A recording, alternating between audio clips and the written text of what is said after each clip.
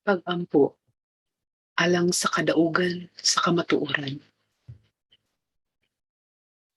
Makagagahong nga amahan, ako nag-ampo sa imo karon kay na. Nga unta, mahatagan og katin-awan ng mga panghitabo sa kalibutan.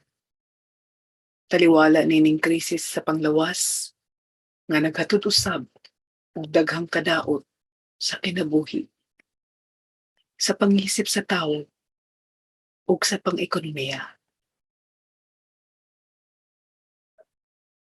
Daghan ang nagkalain-laing impormasyon nga nahipati. Managlahing opinyon ug managbanging pagtuon gamit ang siyensya. Kaluoy kami amahan, hatagi kami og kadaugan nga masabtan namo ang mga panghitabo sa among palibot. Hatagi og kadaugan ang kamatuoran nga mao'y magmadaugon ngadto sa ulahi. Hayagi ang among salabutan, lakip na ang salabutan sa mga lider sa tanang nasod ug mga siyentista nga nagtuon niini. Hinaot nga mamahimong ligdong ang among mga mamumuno sa umaabot ug sa kasamtangang hikayon. Bendisyon ni silang tanan, Ginoo, nga isalikwayon ta nila ang kadaot ug bakak, ang pagpalabi sa kaugalingon bisan pa nga ikadaot kini sa uban. Amahan, ikaw ang among hustisya. Ikaw usab ang among tinampanan. Among gipangayo ang imong hustisya, Ginoo.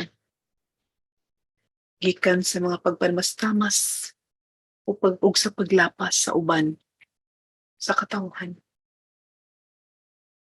Akong gihangyo nga ilikay mo kaming tanan sa kadaot. Tabangi kami sa among mga desisyon nga pagabuhaton sa mga umaabot nga adlaw. Ayaw kami itugyan sa mga linlang ug uban pang kadaot. Panalipdi kami sa tanang mga taong adunay daotang intensyon. Lig-una kami, amahan. Ug ipaklaro ka namo ang dalan aron matultol namo ikaw, ang imong kaayo, ang imong gugma, ang among pagtuo nga magpabilib na mga kanimo, among Ginoo. Amen.